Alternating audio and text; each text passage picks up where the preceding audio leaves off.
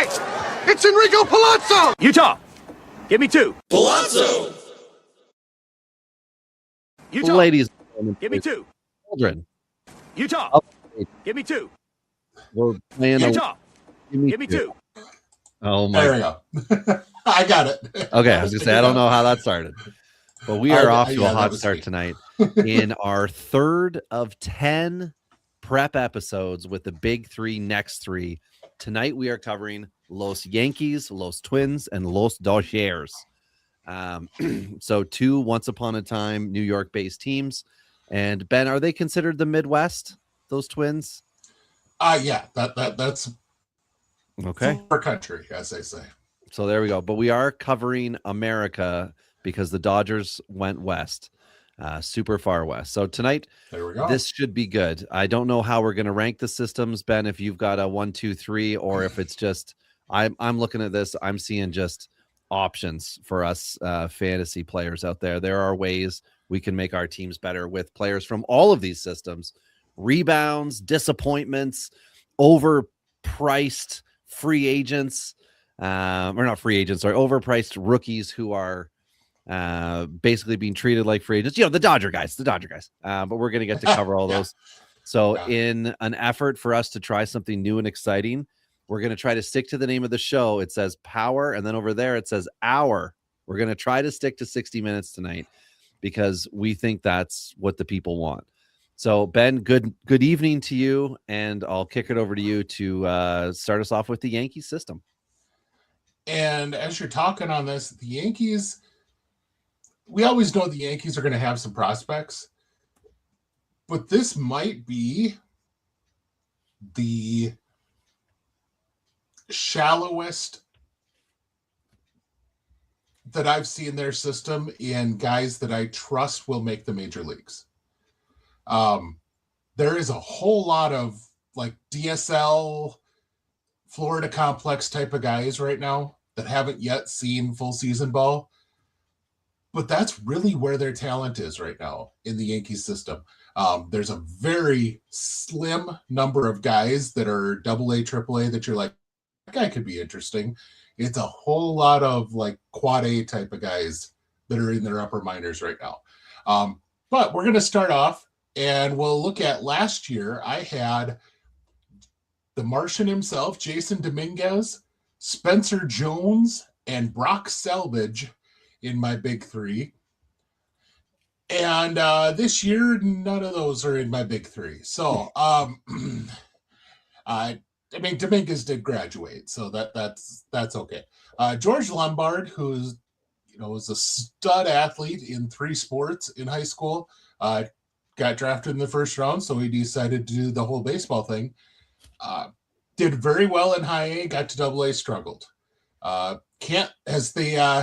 If you've watched the great movie about the All-American Girls Professional Baseball League. Rudy? Yeah, that one. This is not Cinema 9 here. We're not sorry. We're not having to be accurate on our movies. No, in all seriousness, he can't lay off the high one. Lombard has a major issue laying off high heat. And that's where teams went to beat him all season long, and they really went to beat him there once he got to AA. It's not a matter of he has issues with velocity. He can hit velocity. He just can't lay off stuff that's at his eyebrows. And, if he would be able to get that part of his strike zone judgment figured out, this could be a really good player. Probably... I'd say he's probably better not at short. But offensively, and I know Yankees fans are going to love hearing this, probably pretty similar to Anthony Volpe as far as what you could expect, which that's probably not your favorite thing to hear if you're a Yankees fan, but... Well, not now, but like 3 years ago, they would have been like, right on, we love this analysis. And even last year, he was 15 homers and 20 steals, Volpe was, or something like that. So I mean, he's put up numbers. It's just he does it in such freaking spurts that the rest of the time is so bad. Second, I have Dax Kilby. He was their first round pick last year, and he has really exploded in his pro debut. He has awesome underlying stats, and I am really interested in seeing him move up and face full season ball. This is a guy who, based on what we saw last year after the draft, he could end up with a plus hit, plus power, plus speed. That doesn't come along all the time. So I'm very interested to see how he does once he gets up to full season ball. Right now, he's still a whole lot more athlete than baseball player offensively. So I can't tell you for sure if he's going to be a shortstop long term, if he's going to have to move to outfield. But he was drafted last summer out of high school. He's got some time to figure that stuff out. And last but not least, Carlos Lagrange is how I'm going to say it, just because that's fun. Right-handed pitcher who kind of fits if he were left-handed. Probably be all over this. 6'7", 4 potential plus pitches, but he really struggles with being 6'7" and getting out of sync. And if he could, I know. If he I did it. Everybody who's could watching just on the stay YouTube. here instead of here and here, then maybe we'd be okay. He should probably spend most of this year in AAA, but absolutely a possibility that with Garrett Cole and Carlos Rondon both not coming out of spring training able to pitch, he might have a bigger role coming out of spring training and then go back down to AAA. So we'll just have to see. Yeah, that's a logical way to look at it. Very unfantasy baseball like have you been. So my big three from last year, I had I was just about to read the next. Oh, good thing I didn't do that. It's not much better. I had Dominguez as well as you. So we call that a win. He graduated. He's a part of the Yankees roster, and he's picked up in definitely your 15 team rotos and above, like without question. And he'll get picked up in all the 12s because he's still the fantasy stuff is not what's to worry about here. It's the fact that he is such a butcher with the glove. Yeah, it's actual playing time. Yeah, actual playing time. I also had Jorge Vivas last year. Oh, yeah. Because it seemed like a good idea at the time, and I had Spencer Jones. So this year I have George Lombard Jr. as well. And my note here, Ben, I love what you said. I tried to stay nice and quiet for it. This is my note for everybody out there. If he's so good, why doesn't his stat line pop? Does he know how to take a pitch? I know he's a 5-tool, blah, blah, blah. But seriously, how does he help fantasy teams? That's what I wrote. Because as I was trying to find the positive spin on it, of course I remembered he's a Yankee and, F the Yankees. But realistically, what can we expect? And you talked about maybe moving off short to second for him or something. Yeah, that's not making his hitting better, but it's one of those once he moves, then he's even less valuable depending on your league size. But he was a hot ticket prospect, and we know the Yankees have a history of doing this. They make good young players look like excellent young players, and then as they get up, not that their flaws are exposed or any of that, but they just have really good early development, or they pick really good young skilled players, and as they go up, we start to see the shine wear off. Spencer Jones, who was a 2022 first round pick, he's ready. He's on my list. He could be a 25-25 guy. And this note was written before the news. I hope they don't sign Bellinger and ruin it for him.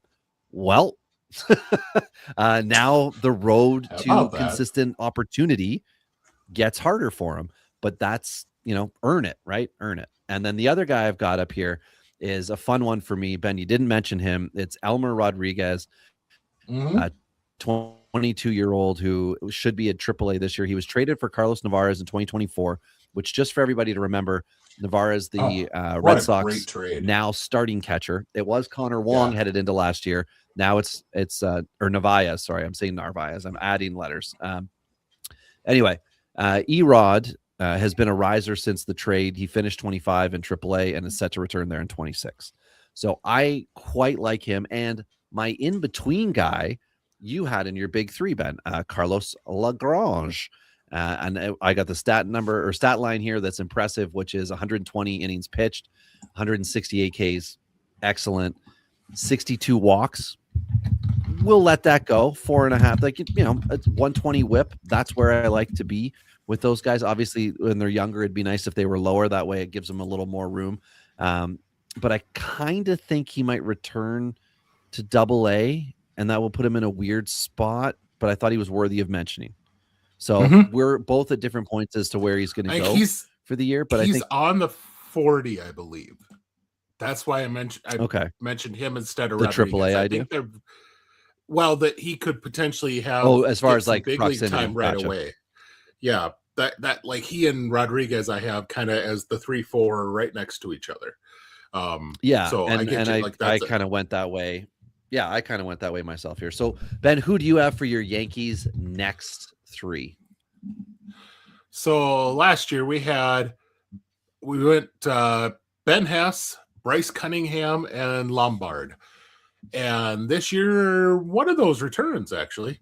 I did have Elmer Rodriguez, and really like him. I love the 6-pitch mix. When I see a guy is like legit commanding 6 pitches, that's fun. Spencer Jones, he's at 20. Do you remember that he was a 2021 first rounder?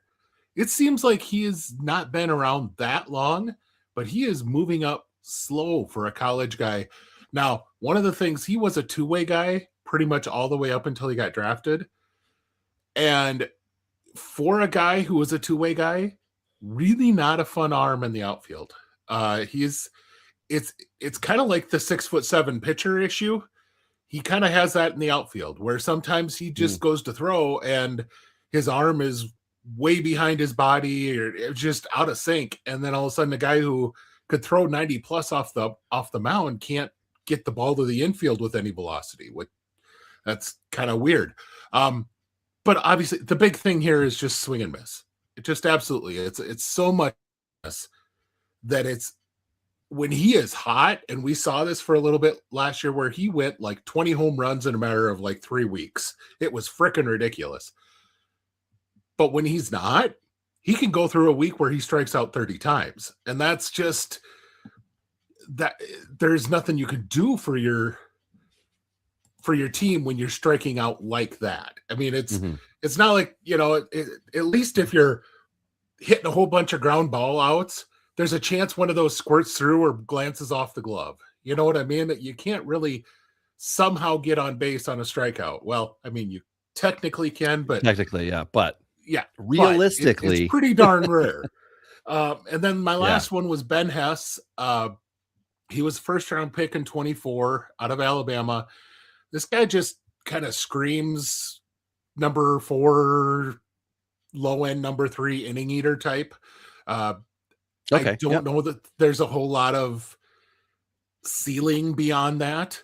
Obviously, injury is always a thing that could cancel that out. But I think this is a guy, as he works his way through the system, that's the role he's going to eventually fill in for the Yankees rotation.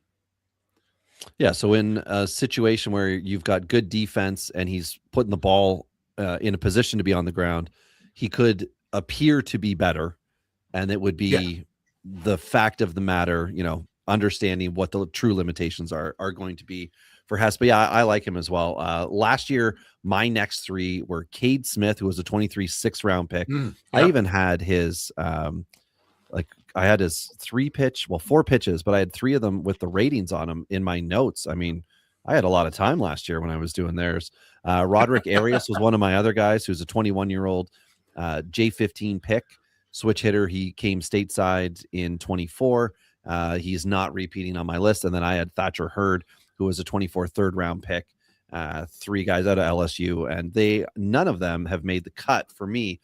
This year, on my next 3, I've got Richard Matic, an 18-year-old third baseman from the DSL. So I went deep on this one. And the notes here are repeating the DSL in 2025. He crushed it. 336, 487, 1052 OBP, 5 home runs, 11 stolen bases. And the thing I like about the guys from the DSL, when I think they might be able to carry it over, is strikeout to walk. And he had 40 walks to 43 strikeouts. So I like that. The power is a bonus. We know that you get all sorts of weird pitchers you go up against, and very few of them throw consistent strikes. So the fact that he has 40 walks and 43 Ks tells me he's, projectable to come stateside with some success early. He's 6 feet, 200 pounds. He's not huge, but he's very solid guy. But as we always hear with, players, he's projectable in, growth. But he's about to jump into the big league ranks in 2026 if he remains patient. Now, this is a similar calling card to other Yankees I've done in the past who have become Pirates, like Kiner Delgado, Roderick Arias, J2 guys who come over now. Arias was the high signing guy, but the other two, Matic, they're not the big dollar guys. So anyway, a watch list guy if you have maybe 20 minor spots, but a guy that you might want to consider rostering if you have 50 minor league spots. And then if he takes off this year, great. Or if you can pick up prospects in season, he's a good guy to watch to see where he ends up, if he hits complex or if they throw him into full season ball, which I don't think they will, but we'll see. We got to see what they actually do first. Next guy up is Bryce Cunningham, who I think was a 23, like third round pick. I can't remember exactly where Cunningham was picked, but I feel like he's entering his third pro year. He's 6'5", fought to have a solid line in 2025 in high A. He was 5-3, 2.82 ERA, 55 Ks, 19 walks, and 54 in the third innings.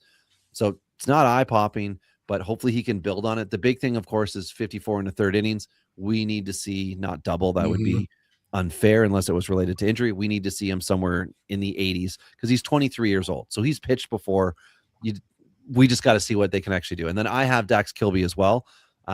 You put him in the big three, which I think says something about where the Yankees are. As you mentioned, a lot of the quad A type guys are the guys we see like obvious holes in their game. Kilby is getting a lot of hype post-draft. He might be one of the big FYPD climbers.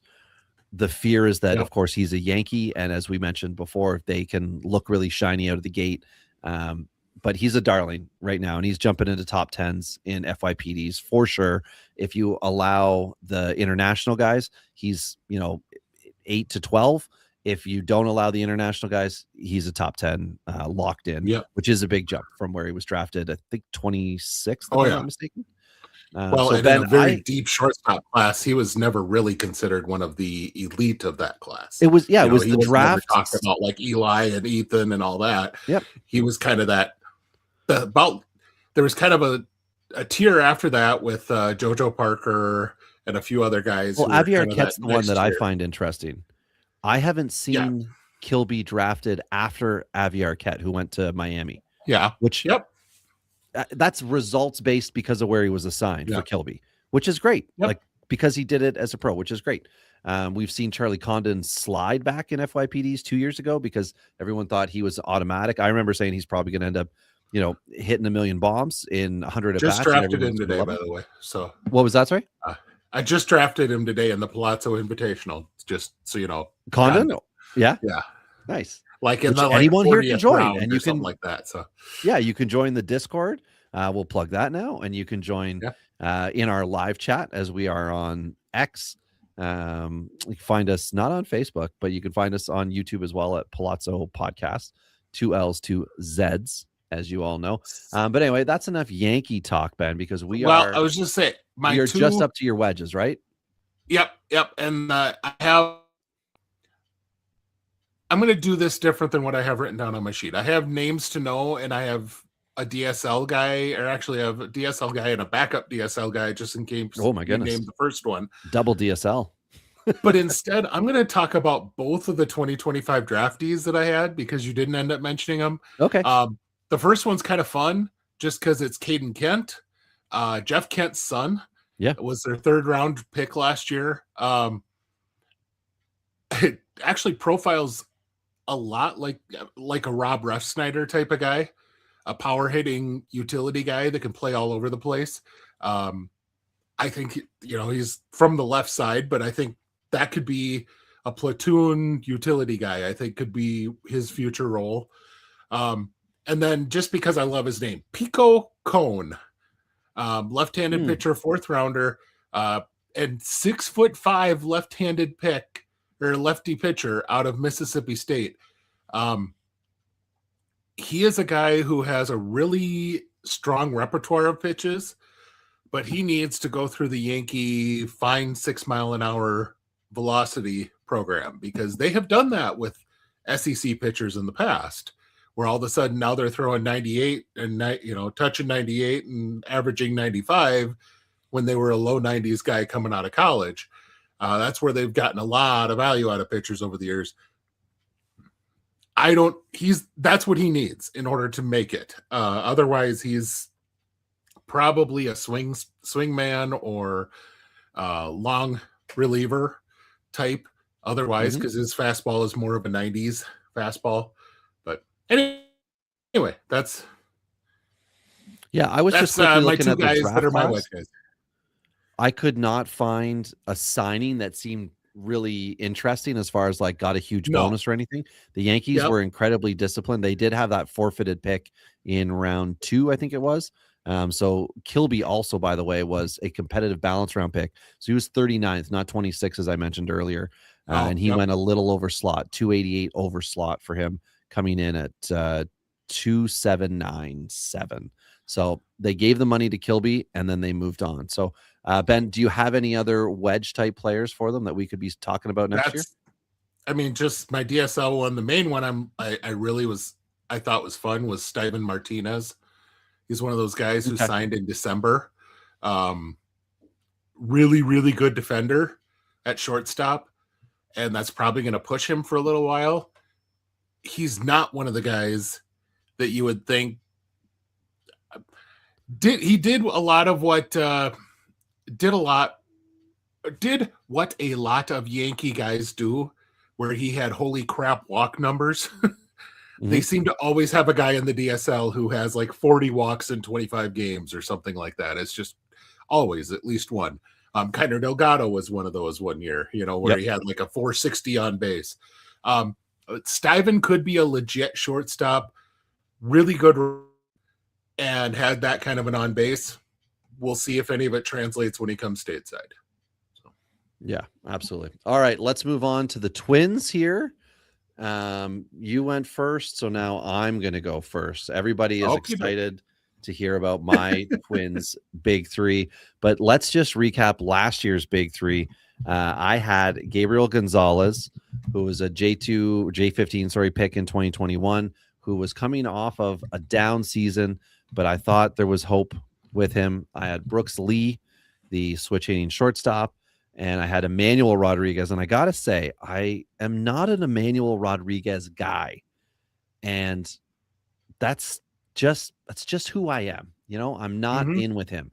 So this year I am repeating, which might even be my three-peat of Gabriel Gonzalez, making it here. But last year, Ben, he made the adjustments and returned to his former glory, all praise youth and development. He should be a Twin outfielder at some point in 2026. If they repeat we will trade everyone on our MLB roster if you'll give us something back for it, as they did last year. Now, I don't know the obvious spot for him because he is still only 22 years old. You do not need to force him up. You need to see that, yes, he is in fact going to do what you want him to do. And then I think he can contribute, even if he comes up as a bench role player to earn it slowly. It would be better for him than if he was down in AAA, playing every day and maybe feeling like he should come up. Next guy up, I've got a right-handed pitcher. Couldn't find a lefty that I liked, so I had to go with the righty. And I didn't make this decision slowly. It was made quick. Riley Quick. Thank you, everybody. He was the 36th overall pick in last year's draft. And why is he a big 3? You've got Kilby, who's a high schooler. I got a 21-year-old here. 99 mile per hour fastball, a wipeout slider. The slider apparently can become a cutter, and he's got a changeup that moves, which I'm interested in that. You've got a movement pitcher and an organization that 99. And an organization that I think is going to be making starting pitcher trades if it does not go relatively well up to the trade deadline, because they don't want to find themselves in a position where, like, they didn't make the moves this offseason to clear guys out. they've made moves, of course, but this could be an opportunity where he rises up quickly if he's able to get put on a good path. I'm not talking you savage BS, one in 1,000 prospect stuff here. I'm talking we see him up maybe in AA and he looks strong. He requires innings this year because he had Tommy John in 24. But yeah, I really do wonder if they're going to move him up quickly. And then my last guy is Walker Jenkins, who he's basically a default pick. I feel like you're not doing your job as a fantasy analyst if you're not talking about a highly rated prospect. Understand that he is a 20-year-old now. He's a former first-round pick, high pick, and he's coming along well. And that's 2 outfielders. And I didn't even mention the other guy that everybody likes in Minnesota as an outfielder, which means their outfield, which is crowded-ish right now, should be getting pushed all year long and in 2027 with some legit talent, which is great for Minnesota. They just need all the other positions as well. So I've got Gabriel Gonzalez, Riley Quick, and Walker Jenkins. So Ben, who is your 2025 big 3? So last year I had, and in fact, I'm kind of happy with this big 3 from last year: Walker Jenkins, Emmanuel Rodriguez, and then Luke Keeschel. So very pleased with how that one actually went, because the 2 outfielders kind of held serve, and Keeschel became what he did when he was healthy. And that's really the main story of this year's group too, because Jenkins and Rodriguez I have back. And then I also, I think your comment about not finding a lefty is just kind of fun to me, because I'm going to end up mentioning over the course of the big and next 2 pitchers, and they're good. Lefties. And they're both lefties. Tell me on them. But Jenkins, I really like. I think every level he has performed. That's one of those things. He and Max Clark were like the 2 studs that year in the draft as far as high school picks. Yep. And if Jenkins would have stayed healthy, I think he's in the major leagues by now, which is crazy to consider. But he has. I mean, he AAA. He even performed. This is a guy who I have seen a 70 put on his hit tool in a lot of places, which is a crazy grade to give to a prospect for a contact tool. I think it's going to be one of those where he comes up to the majors and the first year or 2, he hits for a good average and really gets doubles. And then he's going to realize in Minnesota that right field fence ain't that far away, and start yanking some balls into the seats. And but Rodriguez is the same thing. Health. If he could be healthy, this is a top 10 type of talent. Like, everything is plus across the board except contact, and you could live with a 250 guy that's giving you 25 bombs and stealing 25 bases with a 350 on base. If you're getting that really good on base and those other stats, you're perfectly fine with not having the average. It's just got to stay healthy. That's the big thing. This is a guy who, when he's healthy, looks like he is. I mean, no one is Byron Buxton in center field in the game right now, but he is like that next tier. Like, as far as center field goals he could be that guy who every year is really good and has 1 or 2 years where the DRS type numbers push him into Gold Glove consideration. That level of an outfielder. But he has to stay on the field. And then last but not least, health comes into play with Lip, left-handed pitcher who they took in 2022 in the 2nd round as he was coming off of TJ, and then ended up having to have internal brace surgery on top of the TJ because that did not heal correctly. So last year was his first full year, and they did a lot of work with him to build up his workload. Got up to 82 2/3 innings though. And I kind of wonder if he couldn't work as a 5th starter / swingman for them right out of the gate this year, where he ends up pitching 110 innings total, 120 innings total, and works mostly as a starter, but when they go through long stretches where they don't have a fifth starter need, he pitches out of the bullpen for long relief. The raw stuff is holy shit type of pitches, mid-90s fastball, plus slider, plus changeup. Really fun to watch. I put down on here, this guy could be a top line starter, or he could be a Josh Hader-esque lefty closer. Well, that's a dynasty asset right there. Oh yeah, you've described absolutely. I love him. I've been a big fan. When the Twins drafted him, they couldn't stop talking about how glad they were to have him.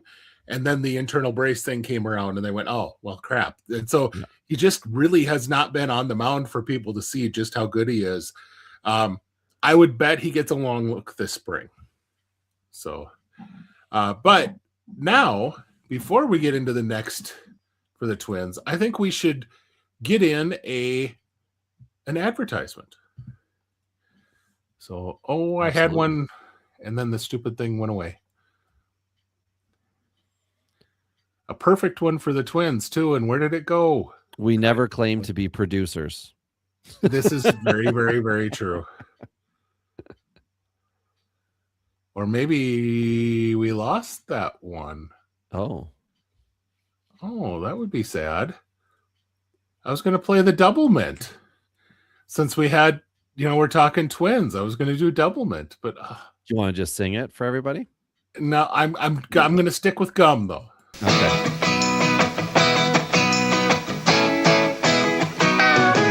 Get your ski shined up, grab a stick of juicy fruit. The taste is gonna move ya. Take a sniff, pull it out.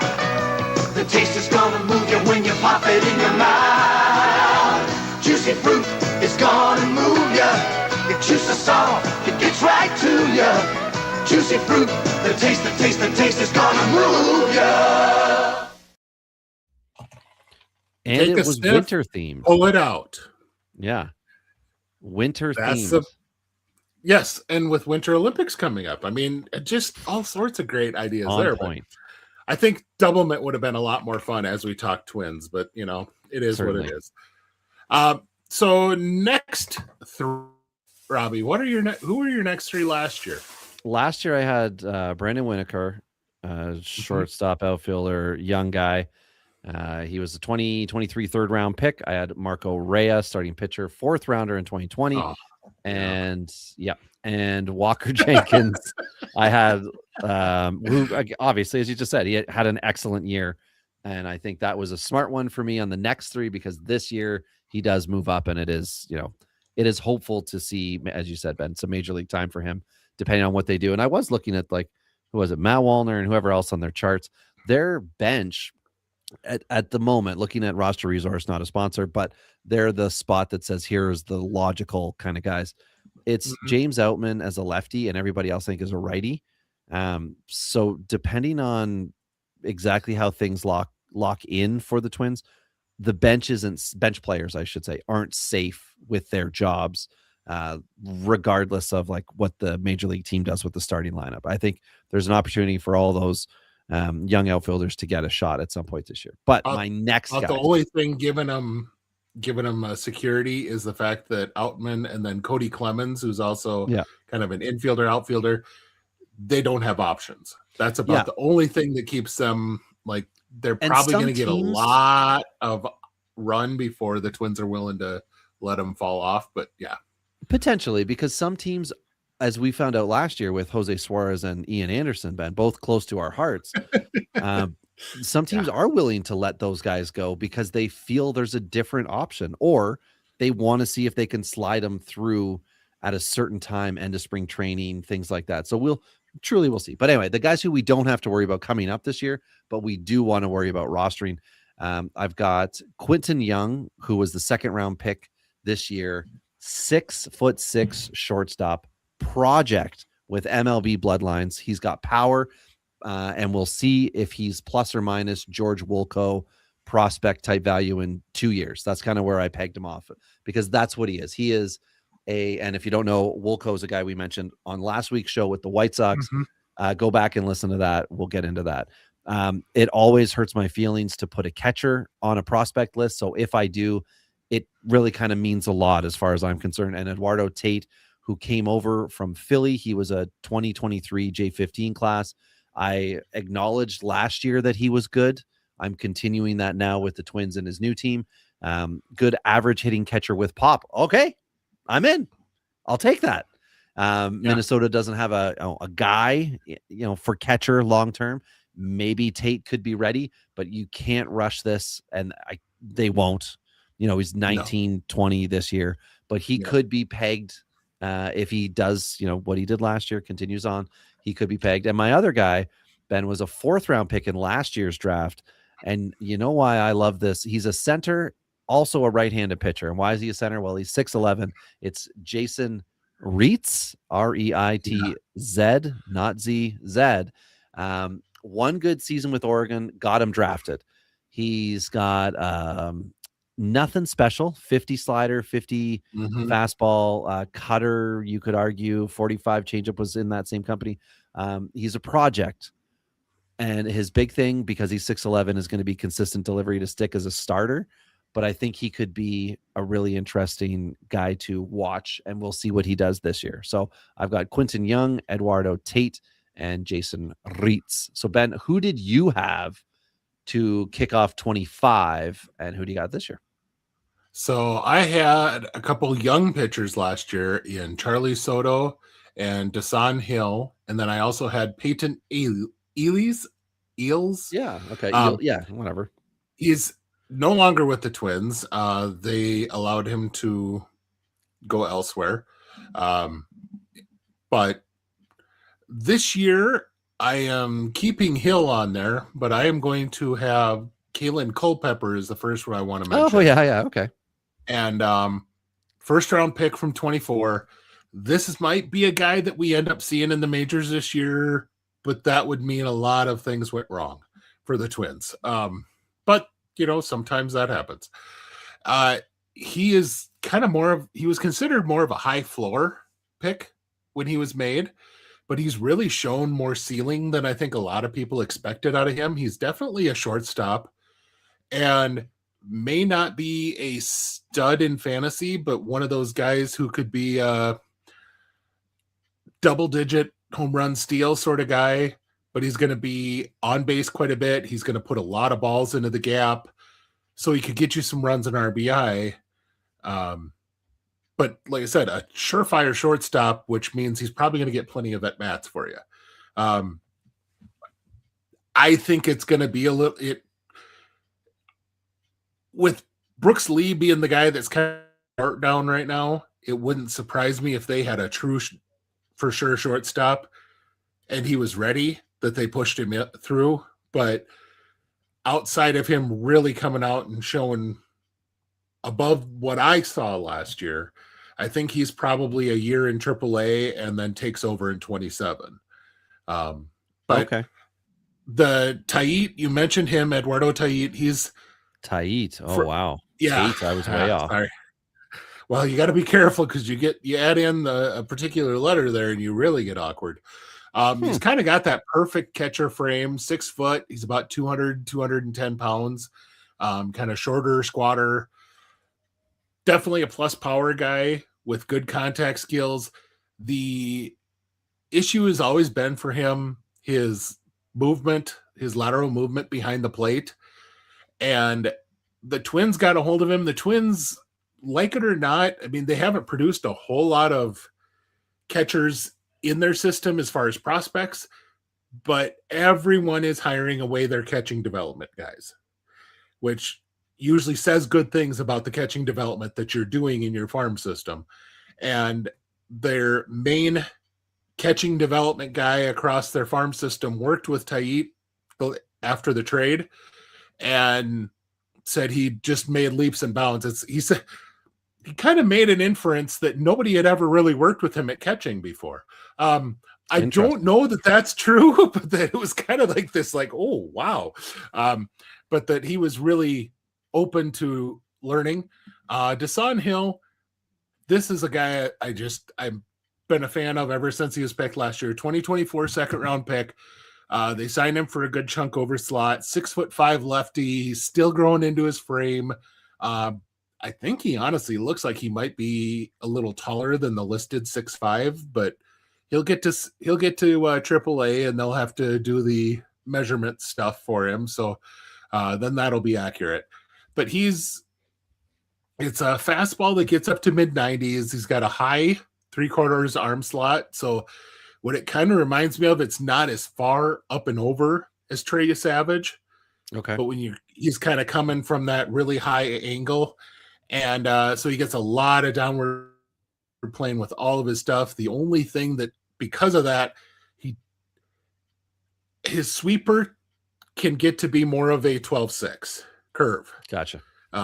And when it's on and it's actually moving like a sweeper, his stuff is just ridiculous because he's got that left to right movement plus the downward plane. It's really a tough grouping of pitches to hit.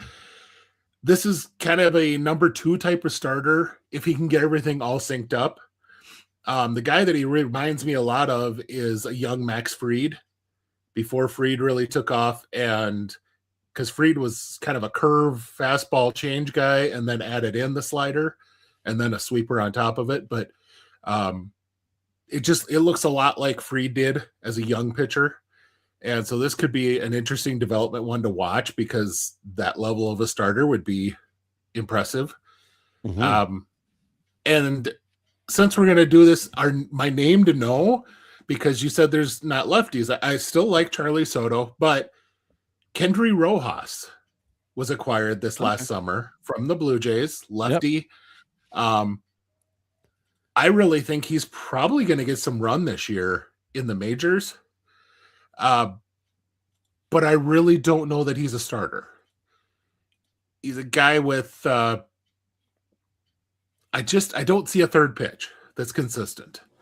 I mean, could be a guy that succeeds quite a bit with 2 pitches for a little bit of depth, but and go maybe 2 innings on you, maybe even 3.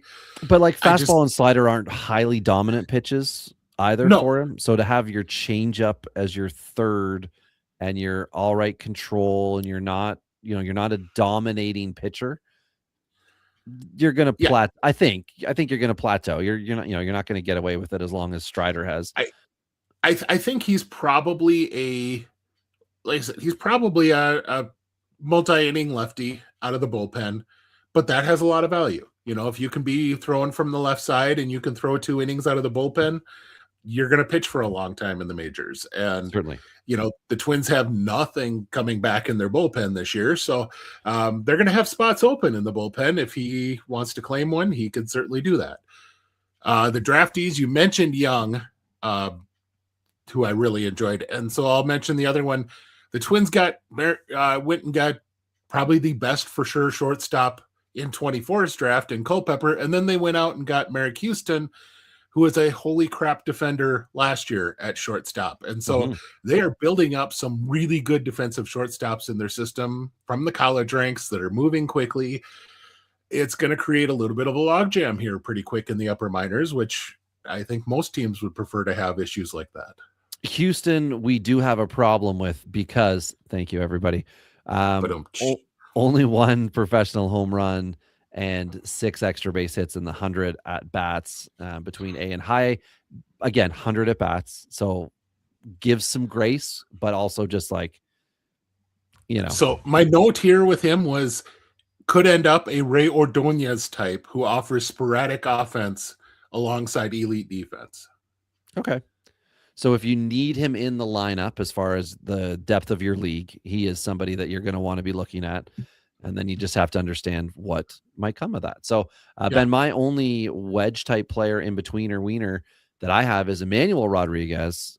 I talked about it a little bit before. And the reason is I want 1 full season from him at one level, not the zigzag. He's here, he's in double, he's in AAA, whatever. And I want at bats. I want full season at bats for him. I don't know who he truly is at the plate. I don't know if he has been able to be overmatched and then dominate at different levels. I want to know who I'm dealing with here from a prospect standpoint. Because of that, he slipped out of my next three, wasn't in my big three, and I need more information. So, Yeah. but that can move us Unfortunately, on. I think if you get a full season out of him, I think it's going to be finishing up in the majors, and he's probably not going to have rookie eligibility anymore, which that's okay for the Twins. I think the Twins would love that problem. So certainly. So let's now, Ben, move on to the Dodgers, who I have as my title card here. Dodgers are ruining prospects. I can get into why, but I will hand over the big three to you. Who did you have last year? Who do you have this year? Last year I had two guys that did graduate, which is, always in this system, if you can find two guys that end up graduating, you're doing okay. But of course, one of them was Roki Sasaki. That was kind of a cheat last year to some He degree. didn't technically graduate, Ben. He is still a fantasy baseball rookie. Well, he did not pitch the required innings. So yeah, everyone out there who plays in those leagues, like I've got 3 of them, he's still a rookie on a contract. He's still a first, blah, blah, blah. But anyway, so sure, he did not take off a technical rookie, but his value has plummeted after his debut season. Dalton Rushing, who again, another guy who got enough at bats to where he's not rookie anymore, but really hasn't established himself yet. And then I had Alex Freeland, who is going to appear again, but he is not going to appear again in my big three. So this year, my personal opinion with this system, I will say, I believe that I haven't sat down and worked it all out. Dodger system would be in contention for the top spot overall of farm systems. Oh, really? The depth here is crazy, and they've got 3-4 guys that I think are top 25 to top 30 prospects. Okay. Which that's a huge, to have that kind of star power up top and then to also have depth. It's hard. It's rare to find. But I believe that there are 4 outfielders that lead this system this year. Yeah. And so I went with Eduardo Quintero, who as the first one on here, and I mentioned that he is a former catcher. So of course Robbie's going to love the fact that he left catching in order to be more of a ball player. Best movie made. But I think he's got the best blend of tools among these outfielders. Could potentially play center field and definitely has a plus arm. So if he moves to right, he's going to handle right just fine with that arm. But the kind of guy who has big power, big speed, smart in when to utilize both, which that was really impressive to me to watch an A-ball hitter who knew how to get off an A swing and a B swing. 2 strikes to not necessarily choking up, but to take the short swing and get the single. That was impressive. He's not yet got up to AA, and that's going to be a test for him. But I see a lot of Andy Pages when I watch him. A very similar player at similar levels in their development. The next one is kind of the exact opposite as far as talent level, is Jose DePaula. And this guy he is a holy shit hitter. And when you give him a glove, you say, holy shit. That's pretty much how that works for him. But he is a guy, and big arm, if he could ever actually catch the balls in the outfield. And for some reason, his instincts are just not existent when a ball gets hit in the air, which that's not ideal for an outfielder.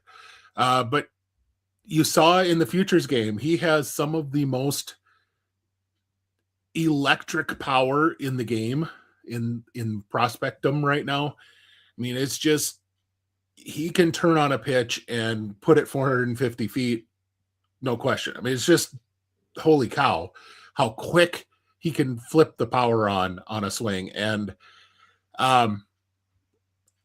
he's going to start in AA this year. And let's see what happens with the Dodgers. Dodgers were to be fair, Dodgers have been kind of lucky for as old as their team is in injury the last few years. It wouldn't surprise me if they are due for a season where,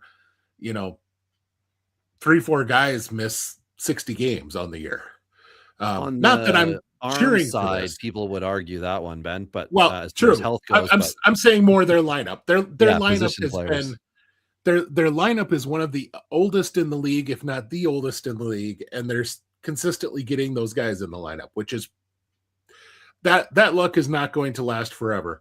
I could see him being someone they'd push ahead of the next guy I'm going to mention here, just because he's going to provide something that lineup needs, which is big time power. And Zaire Hope, a guy that they got in the trade for Michael Busch from the Cubs, and he could be a big time fantasy monster type of guy who could get you steals and home runs.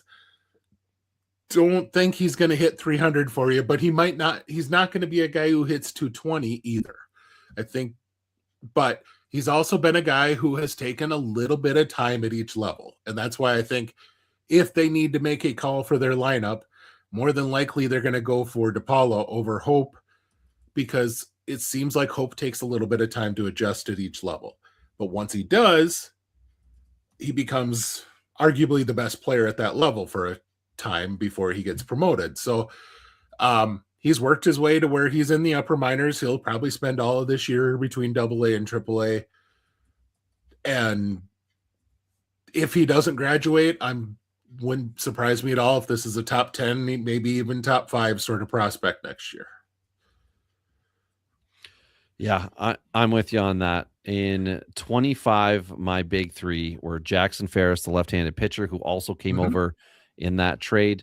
Roki Sasaki, obviously, we understood at the time. Yeah, he's the next great starting pitcher. Did not work out that way last year. And then Hai Sung Kim, who I thought he was a super sleeper. My biggest pet peeve with Kim was that he never got run. He consistently got chosen over, he consistently got passed over by the Miguel Rojas's of the world. And they even re-signed Rojas, even though he said, I'm not going to come back. They re-signed him for $5.5 million to further hinder Kim's playing time. I think they just see Kim as a bench player. We haven't gotten into this system yet, but we will. And, or actually we did. To me, that's Owen Casey. Is exactly that guy who just never got a chance to truly get at bats for the Cubs. That type of player last year who you're like, well, obviously the guy's, yes, he's going to strike out some. That's his normal thing, but give him a chance to figure out the pitching, to get in the lineup every day rather than pinch hitting, and yeah. No, I get it. That was a frustrating thing for Kim owners last year. Yeah, I called him a Sunday player, which is the guy who, gets his start for sure on Sunday. But when else is he playing in the week? I don't know. And it was frustrating for me. And it looks like it's going to repeat. That showed up today. Oh, can you see? You got is it Kim? Yeah. Yeah. Awesome. There you go. It was used. Somebody used it as a stock card to protect the actual cards that I bought. So okay. Which tells you the level where it is right now. And that's about where his fantasy value is, unless you're in a big league. And then people are thinking the same thing I was last year. Like, it's going to work out. He's going to get the time. But I genuinely feel like it's going to have to be, like, as you had mentioned, Ben, it's going to have to be injury related to open up playing time for him. And he started the year in AAA. And he was fine. And then he came up, and he's a team guy, and now he's a World Series champ, and that's why he came here. But at a certain point in time, he's going to want that production. And I don't know that the Dodgers are going to offer it to him, because the big 3 this year, I've got, Jose DePaula, Zahir Hope, and Eduardo Quintero. Now, DePaula, to me, developing well, and the Dodgers won't need him for 3 years. So he has time to just keep on developing. And then Hope, he's the Timu DePaula, right? It's got a higher K rate, less natural speed, but on the surface, they look pretty similar. Still a good player. And again, there's no need to rush him either. So if they repeat AA this year, I would get it. But they do have some really good players who finished high A last year with the Great Lakes Loons. And of course, I've got my Rally Camel hat on, which was their third jersey. Look, I can't explain it, people, but that's what it is. It's the Rally Camel for the Great Lakes Loons. And Quintero is, as Ben mentioned, he's all the things. Let's see what he does in Double A. Like, great. Like, I don't have any other, no notes, as they say. No notes. Yeah. So Ben, who did you have as your next three? And who's the new next three for you with the Dodgers? So last year I had Zahir Hope, I had Kellen Lindsay, and I had Hyun Seok Jang. Oh, right. Yeah. I'm sure I'm saying that wrong, but that's okay. So, and I don't remember if this was before or after the trade, because I have been a Mike Sirota fanboy since his last year of college. The first time I watched him play defense in center field, I was in love. So I don't know if the trade with the Reds had been made when we did our big next three last year. I don't have him on, so I'm going to go with no. Yeah. So he is definitely in my next three. And I will say it wouldn't surprise me if he moves beyond these guys that we've just talked about. Yep. Simply because the defensive floor is so high for him. He could step in and he's going to play a competent defensive outfield right away. The offense has also, that's what caused him to be a third round pick for the Reds that year. This was a guy who hit like 400 as a sophomore and then came out and everyone expected, okay, he's in a smaller conference. He's going to hit, like 500 this year or whatever. And had like a 280 the year. And so all of a sudden everyone's like, oh my gosh, he might not be a hitter. He had a struggle bus year and bounced back and looks like pretty much the same guy. He's a, 10 to 20 home run guy. Probably 20 is a real max. I would say 15 you're probably sitting. But a speed guy, good frame, takes pitches. Yeah, This is what a really good defensive center fielder looks like. And with him and Pages both in the same outfield, the Dodgers would be doing very well defensively. I have Jackson Ferris, still, lefty from the, we talked about, he was in the Michael Busch deal, kind of had an up and down year in Double-A, but when he was on, it's strikeout stuff. It's fun to watch. It's a curve and a slider that leaves hitters looking silly. We are Yankees talking about. We're talking Dodgers, just so you know. Yankees. Yeah, Yankees was right away. The first 20 minutes of this, you definitely want to. We got them out of the way, just like they exit the playoffs early.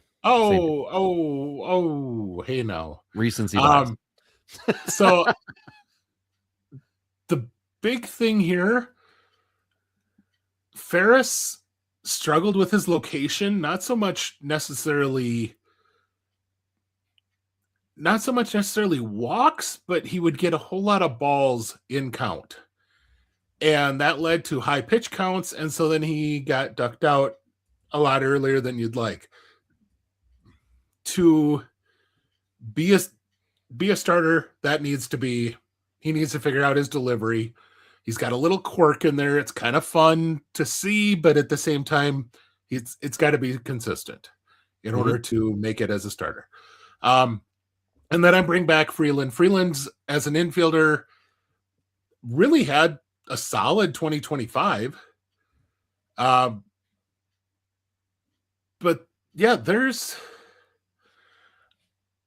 is a guy, if you want to talk about who the Dodgers ruining prospects, Freeland is a guy,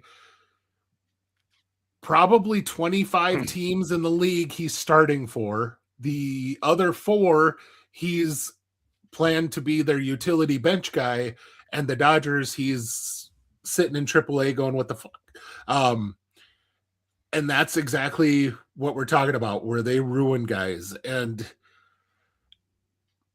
I think he is going, to me, he seems like that perfect utility guy that can handle shortstop. So you're talking like a Kyle Farmer type of guy that could just be there and is not sexy, but if he's got to play and get, for 450 at bats in a year, if you're in a best ball thing, he's a perfect guy for something like that, because he's going to maybe get some run when somebody gets hurt and that type of thing.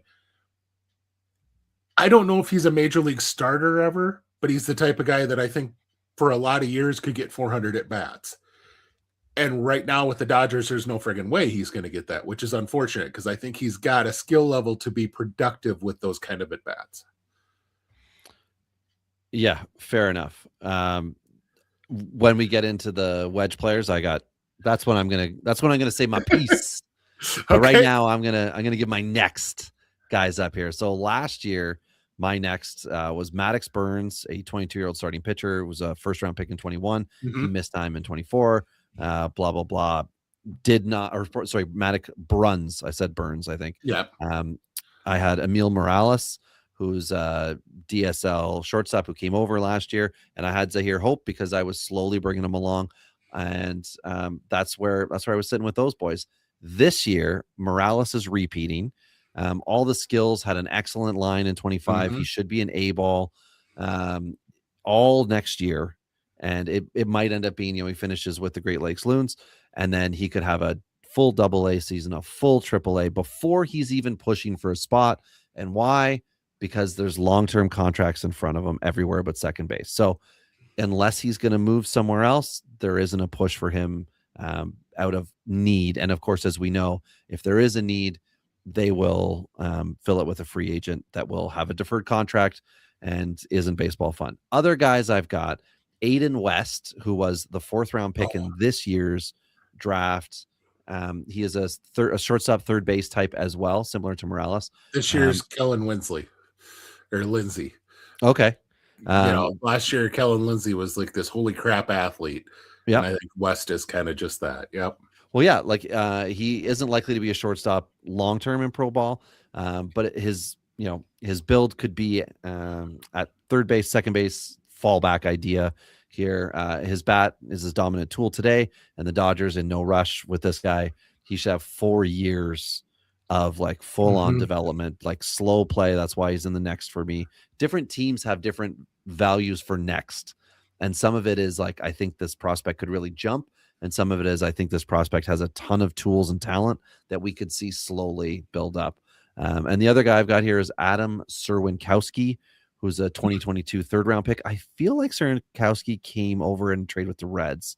I feel like he was, but perhaps he's from the Reds, but that was that 3-way trade with the Rays where I think the only thing they gave up was like a backup catcher in AAA to the Rays, and then they ended up getting Serwinkowski out of the deal, which that's okay. So that's how the Dodgers. Right. Yeah, exactly. Yeah, left-handed pitcher, I had to get one of them on this podcast. Yeah, 6'5", 190 lefty. He improved post-trade to the Dodgers and was promoted to Tulsa at season's end on 111 and 2/3 inning pitched, 140 Ks, 55 walks, 13 hit by pitch. So I'm interested in that. But he's a work in progress, but fastball, slider are going to push him forward. And if he gets that changeup working, if he can lock that thing in, he could be a dominant guy. But he's further back. He is the lone pitcher. I gave Jackson Ferris this year off because I spent 2 years hyping the hell out of him. I remember being so excited 2 years ago. And then between doing the Cubs with our big 3 next 3 and the Dodgers, he got traded. And then I got to talk about him twice. So I've really given him a lot of helium, and now it's time to let a little bit of that air out of the balloon. So I've got a whole bunch of wedge type guys and guys you need to know and things like that. Ben, who do you have on your list? So you mentioned Serwinkowski. My note literally says here, if you think Ferris has a chance, Serwinkowski should be someone you enjoy. It's that kind of a profile again. So my name to know, I have Christian Zazueta. Sure, that's correct. Yeah. Got him from the Yankees for Caleb Ferguson, and kind of a filled out frame, 6'3", mid-90s fastball. Has really good extension and a low release. It's not fully sidearm, but it's damn near. And so it's kind of a wacky release. It's probably bullpen, but it has 3 strong pitches. If he can make all 3 pitches work. They completely scrapped his slider at one point last year. He remade it and he came back with it, and it looked so much better. Like once he came back, he looked like he could be a starter from that low arm angle. So we'll see. I'm kind of curious to see what he does. He's likely going to start in like high A this year. I think if they really wanted to, they put him in the bullpen and he moves up fast. Okay. But for right now, they're still working with him as a potential starter. My draftee this year, just because it's the Dodgers and it's not a holy shit ceiling guy, I mentioned Zach Root. Because I think he's more of like a high floor starter. He's a fourth, fifth starter that just has really good stuff across the board. Nothing that really jumps off the page at you, but nothing that looks bad. And one of those guys who's the only thing, if you're a fantasy guy, he's the type of guy that pitches 200 innings and has 120 strikeouts. He's not points really league pitcher. Guy. Yeah, he's a points league guy. He's a ground ball guy, but this is, you don't see a lot of this type of guy in the Dodgers system for some reason. They really tend to like their stuff guys, and he's not that. He's more of a, in all seriousness, he seems like a guy to me that could move very fast through their system because they just don't have a lot of development that they need to do with him. But whether there's anywhere to put him in the rotation if he moves quickly, that's a whole nother thing, because there's somebody out there who wants $140 million in order to, and deferring 120 of it in order to pitch as their number 5 starter after winning a Cy Young. So, that's, that's baseball not right now. mentioning any names, Scooble. But that's good times. Yeah. So my wedge guys. I think Govier might cry if that's what if that happens. Happening. My wedge guys here, Roki Sasaki, as we mentioned before, because he's a technical rookie, so he is a guy. And as far as Dodgers ruining prospects go, this is where the fun begins. Alex Freeland, Ryan Ward, and Mike Sirota. Now, those are guys at different points. Freeland, he's so possible, as Ben mentioned, to be a major league player, a fantasy asset, but he is currently at this James Outman kind of stuck position, but he's got a better skill set than Outman, but he's in the same position Outman was in, I think, 2 years ago. Ryan Ward is just let him go. Cut him. Yeah. Dodgers. He's 28. He led AAA. He had an excellent year last year, 36 home runs, 16 stolen bases, 290 average. You have nowhere to play him, and you have everyone else coming up that if you're going to use him at AAA, some other team needs to give you something for him, because he should get 150 at bats before the end of May to see what he could do against big league pitching. And if he can't hack it, great, but he's ready. The Twins have Victor Caratini on their roster resource. There are so many teams that have first base DH at bats that Ryan Ward could be taking. And absolutely. Why on? Oh man, he is a frustrating one because he's in AAA. He's 27, so you're like, oh, just one of those quad A type of guys. Yeah. But you watch him play; he's more than that. He really is more than that of a hitter. Yeah. He's a disciplined, smart hitter. He's just not sexy. He's not stuck. He's like a 6'2", 210-pound guy who doesn't stand out and doesn't make everyone dream of, hey, this guy could be a 40 home run guy. No, he's probably going to be a 25, 30 homer guy. He's going to hit for a decent average. He's going to get on base really well. Nothing that stands out makes you go, whoa, we need him now. Yeah.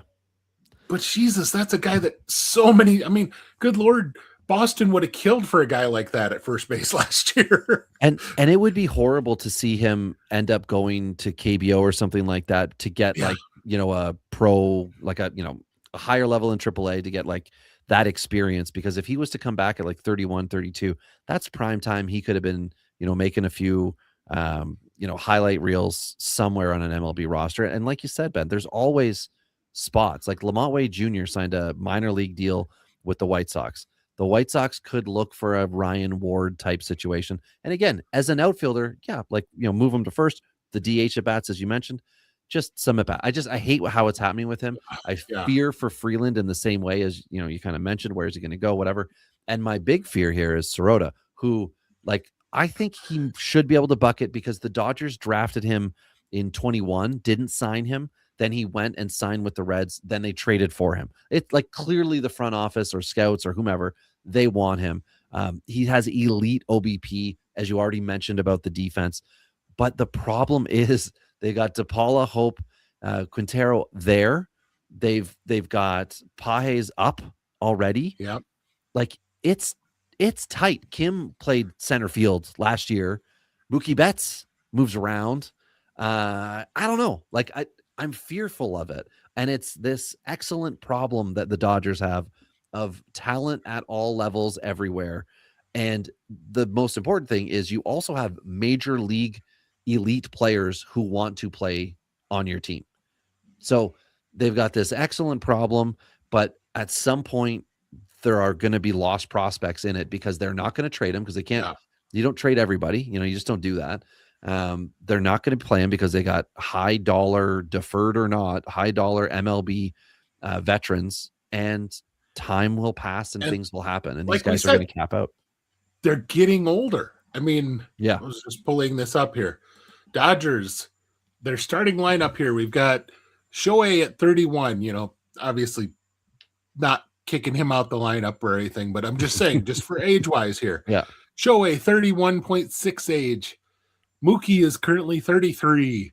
Freddie Freeman, 36. Will Smith is even 30. Max Muncy, 35. Teoscar is 33. Which, by the way, they have Hyesung Kim listed as the starting second baseman on roster resource. Yeah, but we know how that works. I know how the Dodgers work. Yeah, that's going to be freaking Miguel Rojas is what it's going to be. He's definitely going to get it opening day because of Game 7 in the World Series. Rojas is coming back, and he's going to be out there for opening day, getting the old tip and going. And Kim's not going to be there in anywhere beyond as soon as Tommy Edman is healthy. Right. So, and that's just the thing is you have that kind of depth at the major league level, and Edman's another one, 30. So yeah. There is veteran laden. There is one starter. I mean, if you want to consider Kim, one starter who is under 29 outside of Kim, and that is Andy Pages, who is 25. Everyone else is older. So there's a legit option that they could potentially need a guy like Sirota, that they could need these young outfielders to fill in when Hernandez goes down, when whatever happens. I mean, they're looking at Alex Call as their backup outfielder, 31. Yeah. Andy Ibanez is a backup infielder, which, by the way, why the hell do you bring in Andy Ibanez when you already have Alex Freeland? But Andy Ibanez is a 32-year-old. Oh my gosh, it drives you bonkers looking at this. Yes, we are ageist here, but it's not ageist because we think that But we're a prospects show, Ben, and it's okay for us to do that. So the Dodgers, as we've said, they're stacked top to bottom, or organizationally. If there's a weakness in that organization, it's that they didn't know what to do with all their closers last year. They kept trying to find a guy, and I'm sure it will sort itself out this year. But it didn't affect them to the point that they couldn't repeat as World Series champion this year. Pardon me? They signed the big one this year. What Tanner Scott was last year, Edwin, which is true. Yeah, right. They just they throw money at the problem and they figure it out. So anyway, next week, Ben, we have 3, I think, more exciting teams to talk about or systems to talk about just because of the potential movement and where all these prospects are. Just quickly looking over the names here for the Pirates, the Cubs, and the Angels. I'm excited, and the Angels have been signing so many reclamation type projects or re-signing, Yan Moncada, that I think we're going to have a really good conversation about what's reasonable for us to expect next week. And that has allowed them to slow down their stupid movement. Yeah. Hopefully, but let's talk about it next week. Yes. So we'll end this one. That should be a fun one. Yes. That's why it's not like they drafted him like, Christian Moore, he's going to be up by June, blah, blah, blah. It's not that same thing. We're going to see we're going to have a conversation about what they should be doing because of what they Yes. have done, which It's only is excellent. one really good farm system overall, but it's 3 that are very interesting. Yes, definitely. And we will hash it out next week. Really fun conversation. So yeah. So on behalf of myself, Ben, Govier, and the Pallazzo crew, we thank each and every one of you. Like, subscribe, hit the bell, dings, dings, and we'll see you on the next one. Ben, under an hour 16. Look at us go.